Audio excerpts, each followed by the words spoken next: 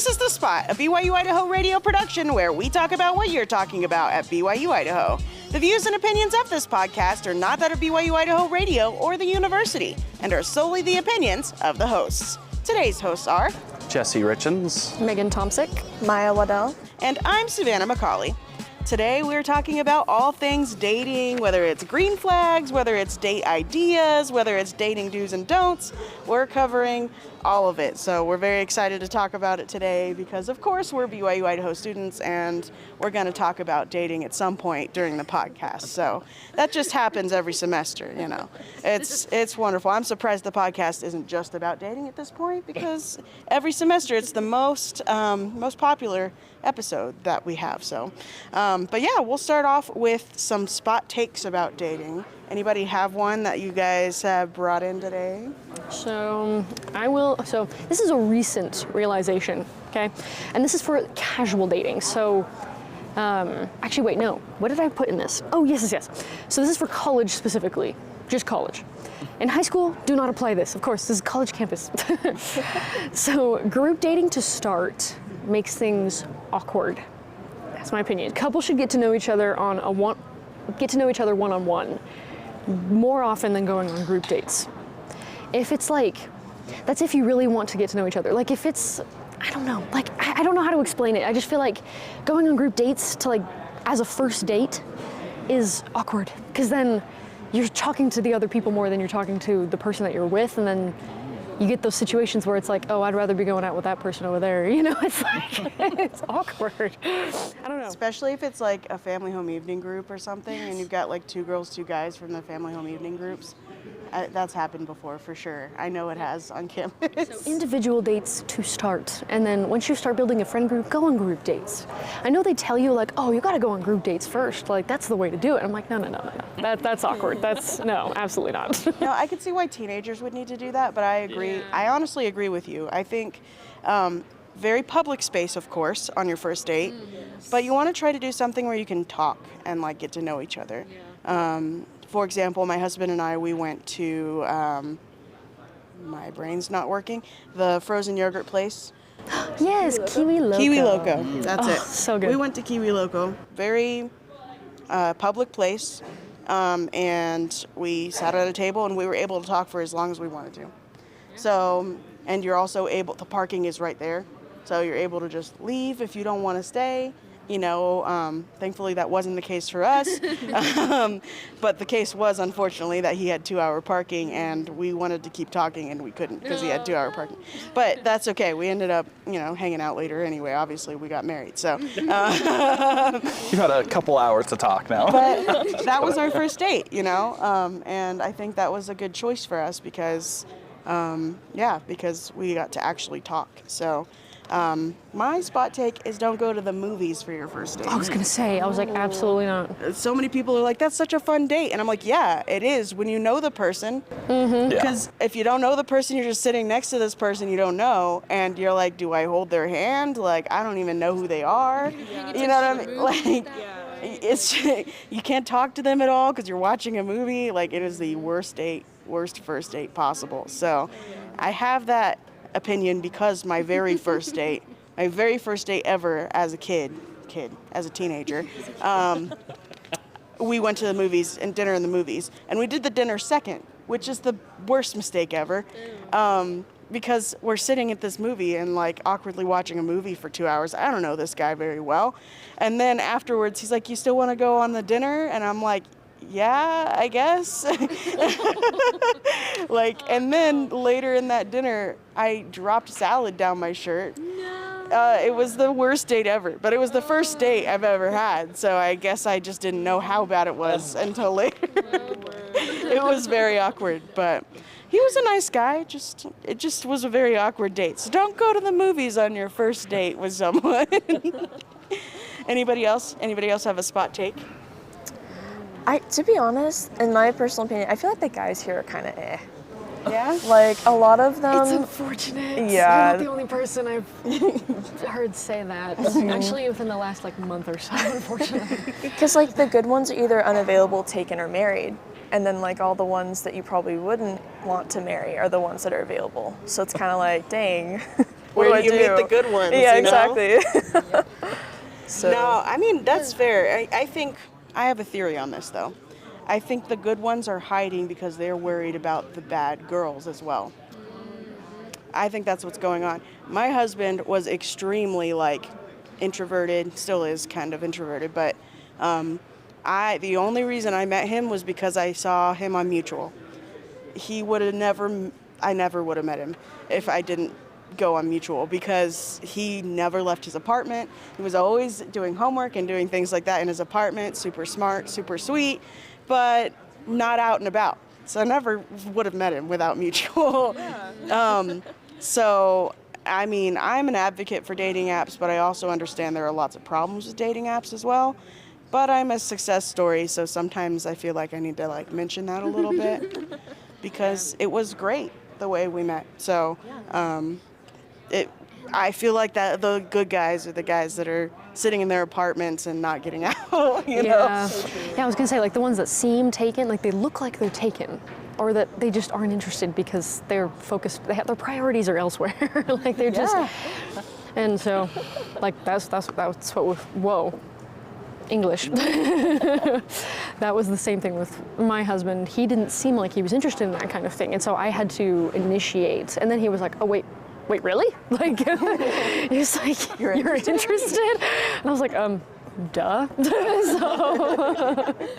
I thought that was so funny. Obvious. Yeah, everybody else could tell. Anyway, but honestly, it's so unfortunate that that's true. Because I mean, okay, you bring in how do I say this? There is a brand, a breed of young man, if you will, that is the recently returned missionary, and they are desperate. So that is a lot of this campus, and so I think, yeah, I imagine we'll get into a little bit later, like expectations and that kind of thing. So, but yeah.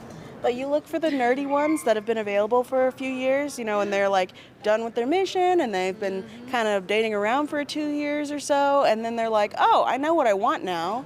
And then they're a little more mature and they're a little more like, okay, I get what I've been looking for. I've already dated around a lot, and then they're a little more calm and you're able to talk to them a little bit. Yes. So I feel like that's the experience from a lot of people that I've talked to that have been married. What about you, Jesse? How did you guys start? It was very similar to yours, where I apparently didn't seem interested at all. It was funny, I didn't think she was interested either, but in the end she was interested. We met during, it was January, it was probably February 2020, so it was right before COVID. Mm-hmm. And honestly, it sounds crazy, but the only reason we actually ever got together was because of COVID. So we both didn't think we were interested in each other, but then COVID happened and she found me on Instagram and DM'd me or whatever. And then it just, rest is history. But, but yeah, she did have to reach out to me. And it's funny, I actually felt the same way you did, where, not that the girls were mad, it was just all the girls that I was like, oh, she's really cute. Oh, she has a ring on her finger. Yeah. Basically, I was like, oh, everyone is taken. Oh, yeah. And I was shocked when my wife, then just a person, I was just there was no way she was single, but she was. So yeah. Somehow that worked out. It'll come along the way. So, did anybody have their least favorite date outside of the one that I mentioned? Is there something else you guys don't like to go out on? Oh, fetch. I can think of ones that I loved. I can think of good ones, in high school or whatever. Did you just, but permanently delete the other ones? Probably. Your brain was just nope, you don't need that anymore. Well, I was. I coming up to this episode, I was like, how much am I going to out myself for we're talking about the do's and don'ts, and I'm like, where, how, I'm like, am I the red flag for some people? What have I done? But definitely, no, that wasn't, I don't know. I'm trying to think of what. Well, we do have a student that Maiya got to talk to about some dating do's and don'ts. So let's hear what her friend Shelby Fast had to say about dating do's and don'ts, and then we'll go from there. All right, so I am here with Shelby, and she is going to be answering some questions regarding dating. So that's really exciting. So my first question is, what's the most important lesson you've learned from your dating experiences? Just on first dates, go somewhere public and don't go anywhere secluded or something like that, like to the dunes or anything. I don't know, you just never know like somebody's character. They can be really nice like when you're talking with them online or in person, and then they just turn out to be a different person. It's better to like have people around so that you're more comfortable and nothing can really happen that's bad. How do you think social media has changed the way people date and connect? I guess just you never know who's on the other side of the screen. People can present themselves one way on platforms and be a totally different person. Social media paints a lot of relationships in a certain way, and you don't really get the full picture of it, I guess. And social media paints it in a way where dating, being in relationships seems pretty cool, and don't get the full picture because they most likely just post what is the good parts of it, which isn't bad, but like, it's not real. All right, so what is the biggest surprise or unexpected moment you've experienced while dating? Something unexpected was I was on a date back at home. I met him online, actually, with mutual. And the date was going pretty well, and we were geocaching. And then he started going on the freeway, and I started getting a little nervous because I was like, what the freak? We're going into the mountains. I'm not about that life. And my cell service dropped, so I couldn't contact my parents about where I was. And I kept telling him, like, I would really like to go home. And he was trying to say, like, no, like, it's okay, just get out of the car. I want to take a picture over here. And he kind of, like, gestured towards a cliff area. And he was like, my friend's a photographer, I just want a picture. And, you know, honestly, it might have been nothing, but I was kind of getting a bad feeling from it. So I was just like, stay put. I'm not getting out of this car. I would really like to go home now. And finally, like, he kept trying to coax me, but finally he just got back in the car and, like, took me back home, thankfully. What are some qualities that you believe are essential for a strong, lasting relationship? I think somebody that can, like, understand you and take your boundaries seriously, and honestly, it just comes down to respect for me, and communication is a big thing. Somebody who is a worthy priesthood holder and kind. Yeah, that's awesome. And my final question is, what advice would you give to someone struggling to navigate the dating world today? I'll just say, like, don't give up. There's somebody out there for everybody, and when you least expect it, it's gonna happen. So Shelby said a little bit she talked about dating safety, really, and I think that's super important. As somebody who did meet my husband on a dating app, I need to heavily express how important it is to be safe with the dating apps, especially Mutual. You may think Mutual is safe. It is not safe. So you need to be aware of how to talk to people on Mutual if you're meeting them that way, or on any dating app. One of the things that we did in the beginning of our relationship is we actually messaged for a couple weeks before we even, like, talked about even meeting in person. And then on top of messaging, we also started playing games together and, like, talking over Discord. So if you don't know what Discord is, just voice chat for gamers, basically, to simplify it. But basically, we were on voice chat and we played games together and we talked for hours and hours before we actually met in person. So it's very important. If you don't do that, it's very important to choose a very public place. And even if you do that, make sure to choose a very public place for your first meeting. You want to be around as many people as possible. You don't want them to tempt you into going into a place where you will be in danger. So just keep that in mind when you're dating. I loved that she brought that up because it's very important. What else did you guys notice? Yeah, I liked how she said that there's someone for everyone. I truly do believe that there really is someone for everyone here. So I just think that's really cool. And it's been said by, like, prophets and apostles, you know, God wants us to be happy and we're not supposed to be alone. So yeah, he's preparing someone for us, for everyone at least.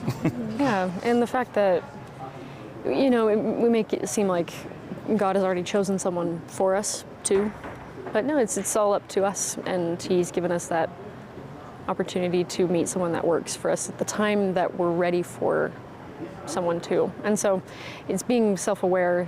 While you may meet someone that may seem like the right person, it may not be what you need at that time. And I had to learn that lesson. I thought I found the person, and then realized that I wanted something that wasn't quite healthy yet. And I wasn't ready for a serious relationship. And so then that was the relationship before I met my now husband. And so it taught me taught me to be patient. And I think that would go into safety too. If you're patient in your relationship, you can make good decisions, and it took me a bit to learn that. And I think everyone has to go through that at some point. Was there something you noticed when you were talking to her, Maiya? I really like what she said about social media, about how some people will post the good sides only, and some other people will see that and think, oh, that's their dating life all the time. Why isn't my life like that? So I like that she said that social media isn't real, and that they just like most people will post the good sides, but there's also another side to it that we don't get to see. So. Yeah, I 100% agree with that. A lot of times people are looking at their friends' social media pages and being like, oh my gosh, they've got baby number 2 on the way and I haven't even met the guy yet. And it's you need to not compare yourself, especially to your siblings. Just saying that, because I am the person that did that before I met my husband, compared myself to my siblings. And you know what? It's a bad thing to do. You don't compare yourself to your siblings. You're not your siblings. You're not your friends. You're yourself. And don't compare to their social media, because they only share the good things. They don't show you the bad stuff. So Thinking keep that in mind. comparison, how do you manage, or how did you manage, and how should people manage expectations with dating? I've had a lot of discussions with friends about this and in classes, that it can be, it's interesting where the expectations come from and how that can lead to unhealthy dating habits. So I'm curious if you encountered any of those, outside expectations that people had for you, or that you found that you had for yourself that weren't healthy. How do you manage those, if that makes sense? I think the most important thing is just being honest with yourself. Honest, that's just the best way to get through those things. Obviously, you have those expectations, but you're yourself, and we kind of talked about it earlier. God will prepare not only the person for you, but also yourself. So just being completely honest with yourself, you'll be able to, I think, get through expectations. Mm-hmm. I think when I was dating around, part of me was you're being too picky. Stop being picky. But that's the wrong way to think about things when you're dating. You're looking for somebody to be with for at least the rest of your life, if not eternity. And that's an important decision. It is okay to be picky when you're dating. It is okay to see something in someone and see that's probably not going to work with me. And it's okay to tell them, hey, I'm sorry, this just isn't going to work. And it's very important to communicate in dating, because a lot of people will just break up with people and not tell them why. And I think a lot of the help that I've received over the years is me understanding what didn't work in certain relationships and communicating that with my partner at the time, and understanding what didn't work, And so when I had those communications from the other half of those relationships, it was a lot easier for me to move on and move forward, because then I understood what went wrong and what I could do better for the next person. And that helped a lot. So communication is a definite dating do. Make sure to communicate as much as you can. And it's okay. If somebody is treating you wrong, it is okay to say, you are treating me wrong and I'm leaving. You can say that. You're allowed to leave. You're allowed to tell them why, and they need to know why. Because if you don't tell them, they're going to keep treating people like that. And if you do tell them, they might still treat people like that. But at least you know in your own heart that you've done everything you can to communicate that they're not treating the person right. So, yeah. Any other dating do's anybody wants to bring up or don'ts? Ooh, wait. I remember I wrote some of these down. Or I guess this might actually, I won't go into the whole website, but the church put up, they have, it's on the app. I have, oh no, wait. Open. Is it gonna work? No, anyway. It's in the New Era. It says, there was a dating do's and don'ts article, and it was actually really interesting to read it because it was different than when I was in high school. And so they've since updated it, and I was like, yes, I was so happy. Just because, I mean, I think it was mostly for teenagers, but I found it really helpful to like have more basic expectations when you're starting to date and not take things so seriously, which I feel like we kind of start doing that in college, which we don't have to. So I really liked that. I can't pull up the link now, but the church has dating do's and don'ts. Check it out. Anyway, I was gonna get into red flags, but we're not there yet, so. Not yet, but we will be getting into red flags because that's very important in dating when you're dating, so keep that in mind. Did you have something you wanted to say, Jesse? I don't think so. For do's and don'ts? Yeah, for do's and don'ts. I mean, the main thing that comes to my mind is like hygiene.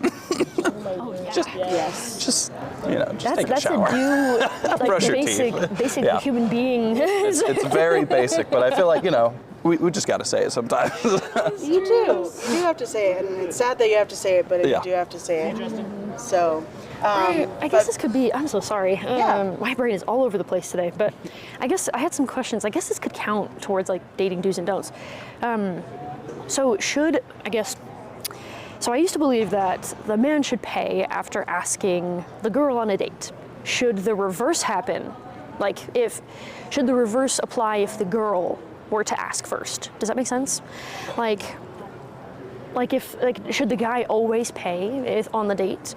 Or if the girl asks and takes the initiative, should she be the one to pay for the date since she was the one that planned it in the first place? Does that make sense? When you're married, I know that doesn't apply either way, but in the dating scene. So I guess when I was dating around before I met my husband, I actually had this thought in my head where I realized that I want to be in charge of whether I paid for my meal or not. I don't want to show up and just assume that the man is paying. I was always prepared to pay for myself, and I wanted to be that person that paid for myself because I didn't want the man to worry about that. I feel like that's a pressure that a lot of society puts on men that I don't think is fair, especially because women work just as hard as men work nowadays. It's not at all the same as it was in the 1800s, you know what I mean? So men shouldn't have to pay for all of the date. I strongly believe that we should all pitch in together, especially in the first couple dates because you don't know this person.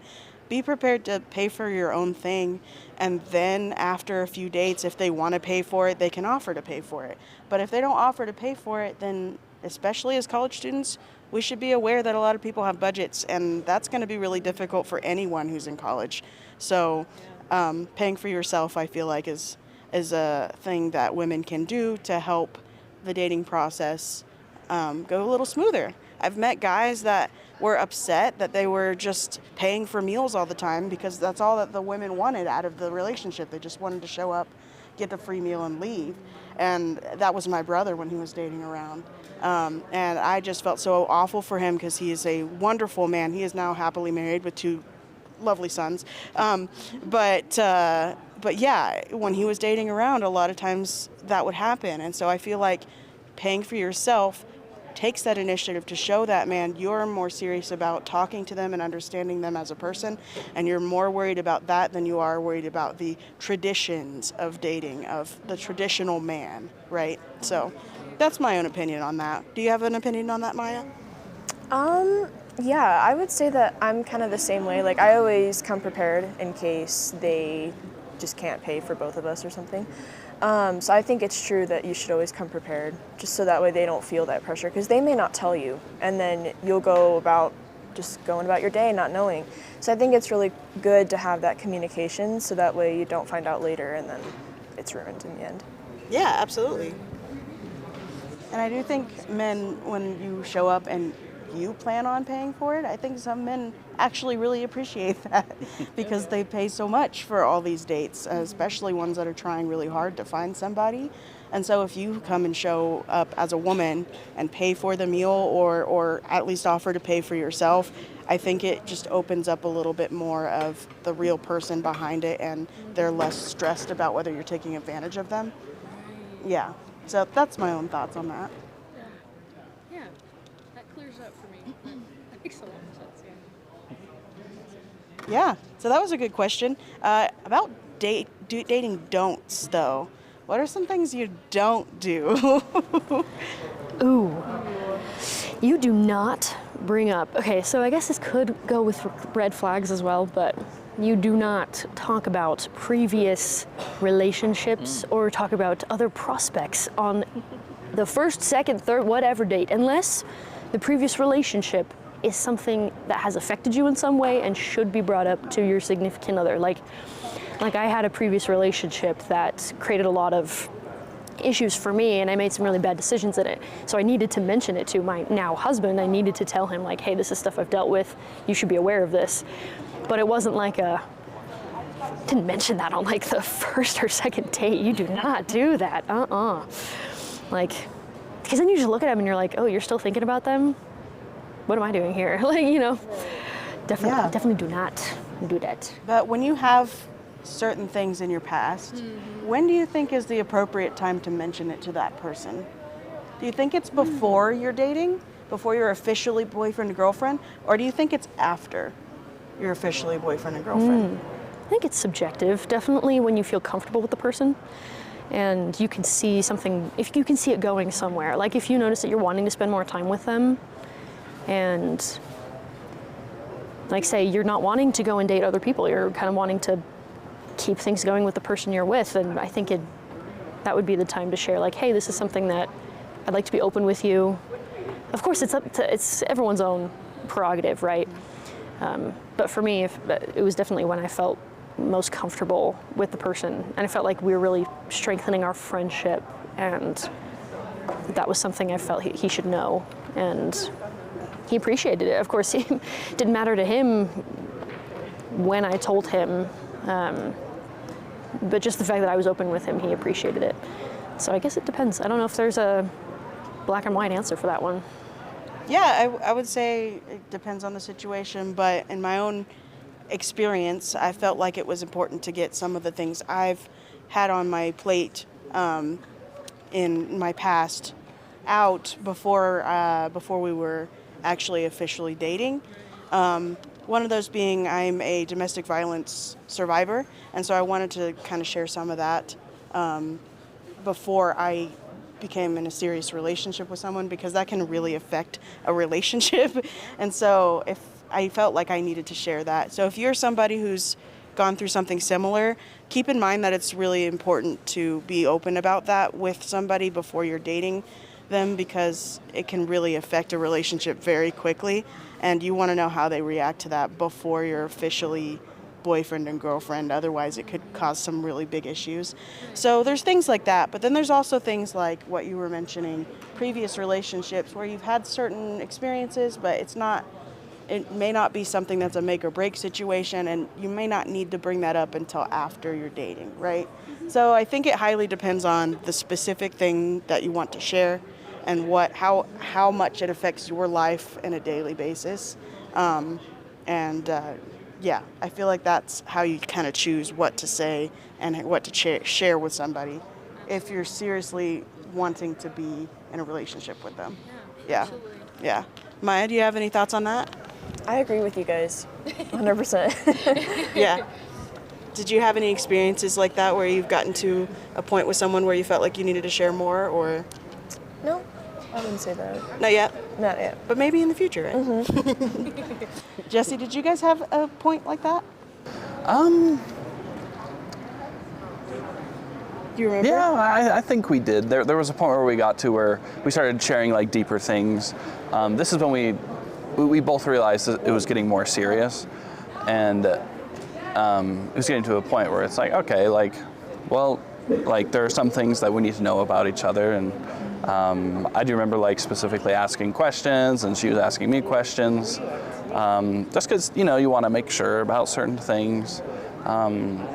But yeah, it's definitely subjective, just like you were saying, where you just. And we can talk a little bit about green flags here too, because in those specific conversations that are really deep and meaningful and a lot of very hard things to talk about, how does that person react to those things? And how does that person communicate with you in that conversation? And that was a huge green flag to me from my husband, because I really laid things out on the table about things that had happened in my life, and he was very understanding of the things that I had been through and very helpful. And then he was very open about some of the things he had been through and wasn't hiding anything, wasn't trying to deflect the things that I had talked to him about, and wasn't accusing me of being dramatic or anything like that. That is a huge green flag when somebody is listening to what you're saying, actually taking it in and responding with other things that are from their life that relate to what you're saying. So I think that's a really big green flag. No, I completely agree with that.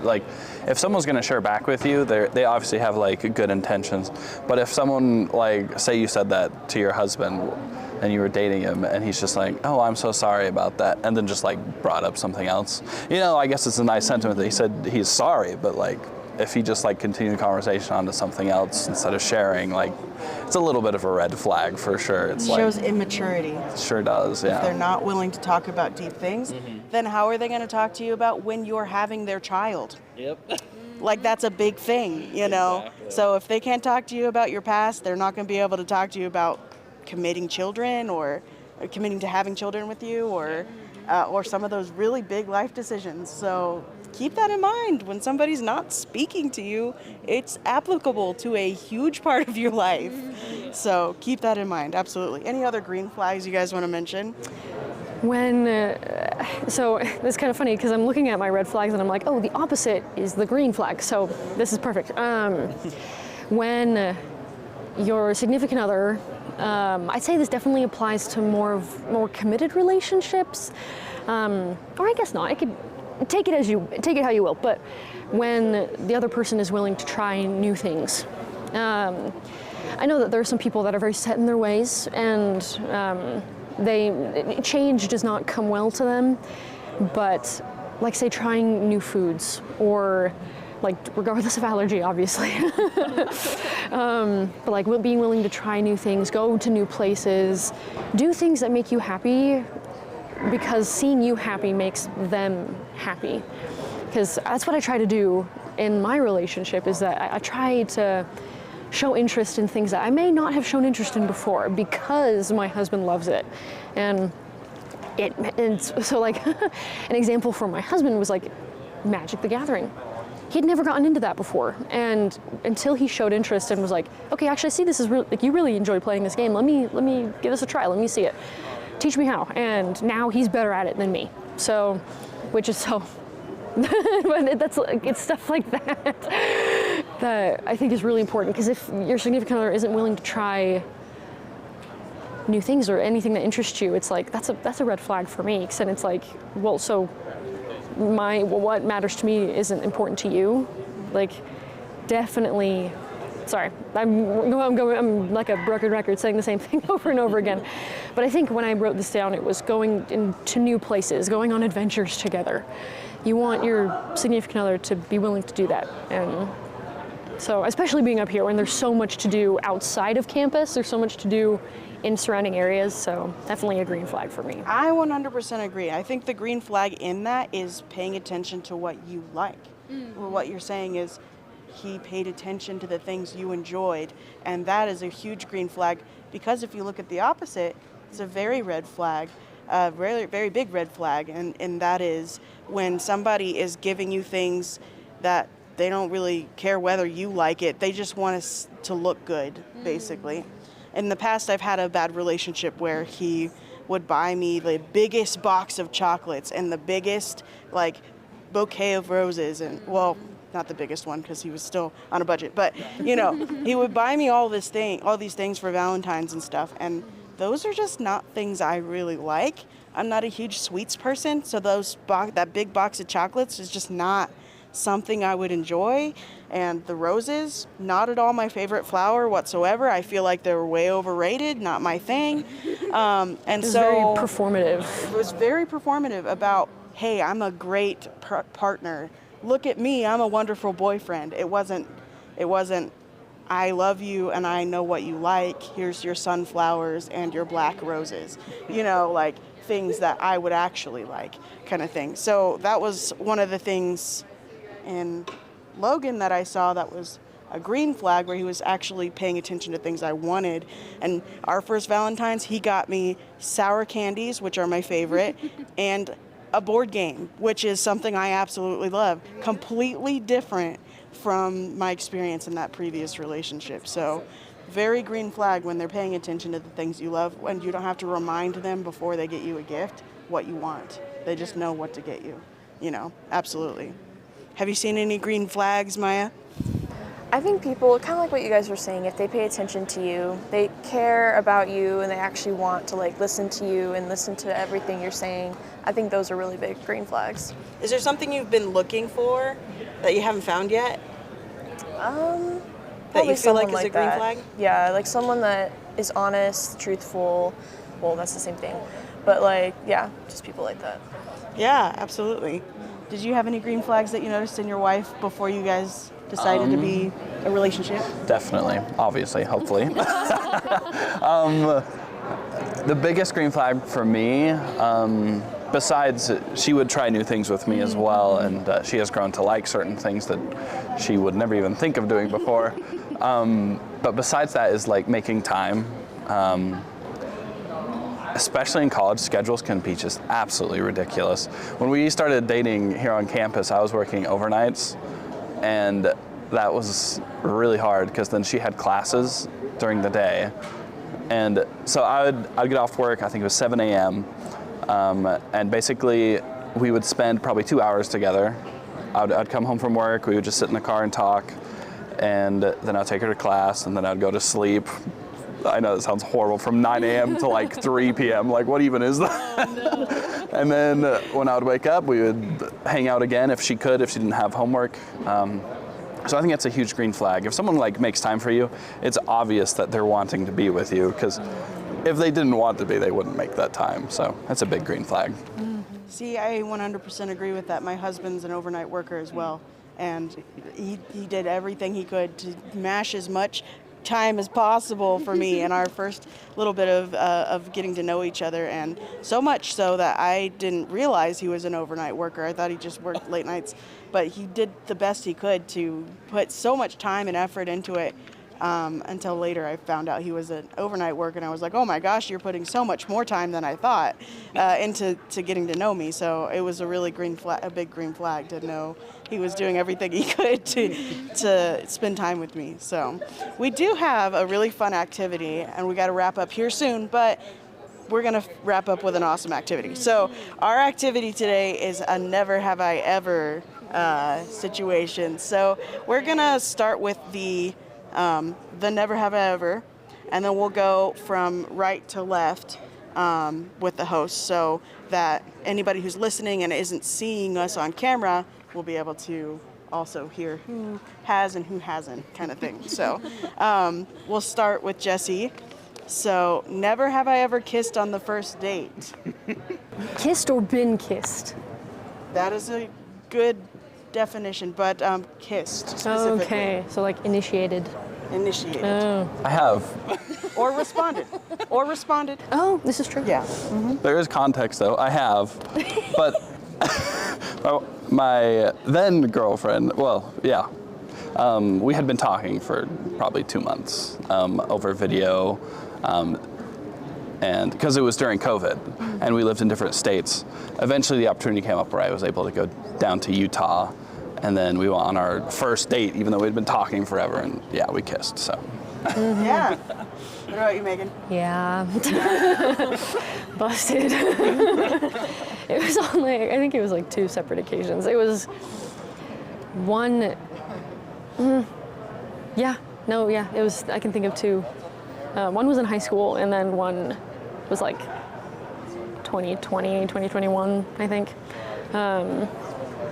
Yeah, there's not much. Nothing came of those relationships, so there's not much context to be had. I will say, yes, I have, but in that specific scenario, we had been friends for 1.5 years before we went on a date, so it felt different.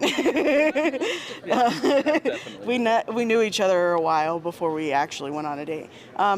Funny though, my husband and I did not kiss on our first date. In fact, we didn't even hug each other at the end of our first date.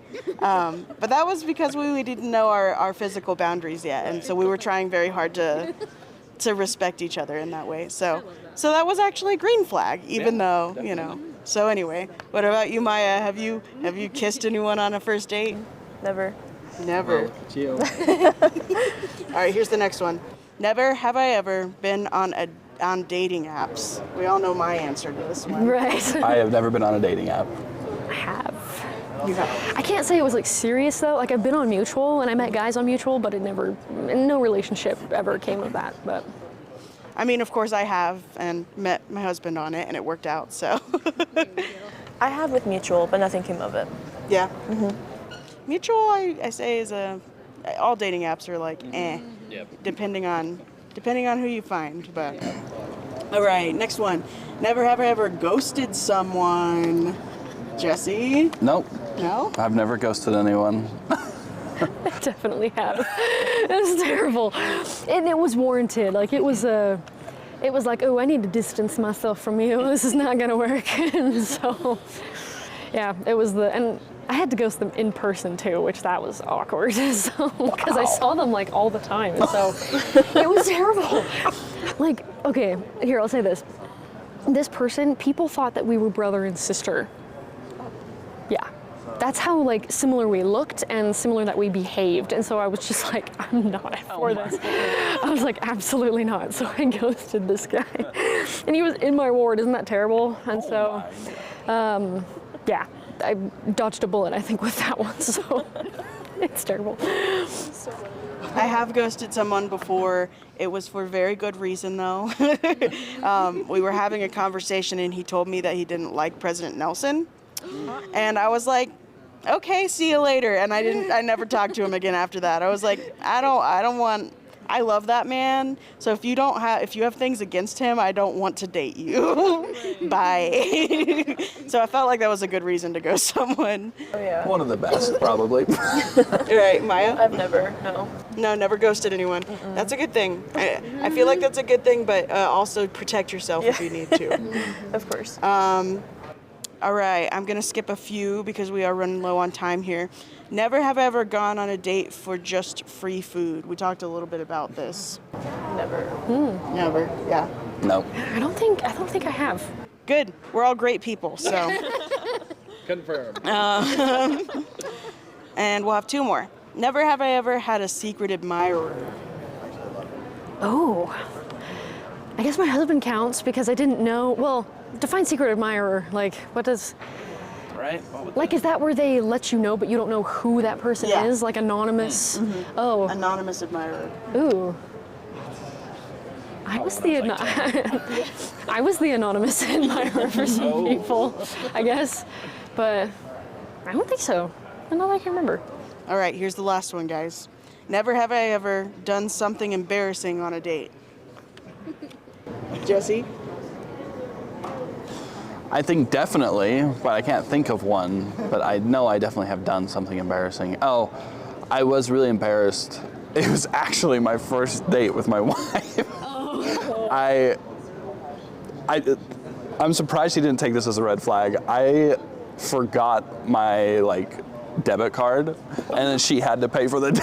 It was so bad. It was. Apparently didn't matter. Yeah, Much, so apparently, there you go. I was pretty shocked that it was not taken as a red flag. I'm like, this looks so stupid. Oh no. But it worked out. Oh, fetch. I don't remember. I've done something embarrassing. I can't think of any. I know I have, okay? I know I have, but I don't know what. I don't remember what it was specifically. Well, we know I have, because I mentioned it earlier. I dropped like a salad down my shirt. And instead of going to the bathroom, I just like was right there in front of it. It was, I was obviously a kid in high school. I lived and I learned. What about you, Maiya? Honestly, I can't remember. I'm sure I've had one, but I can't remember right now. She's great. She doesn't have embarrassing moments. Hey, she's doing good. Superwoman. Single, everyone.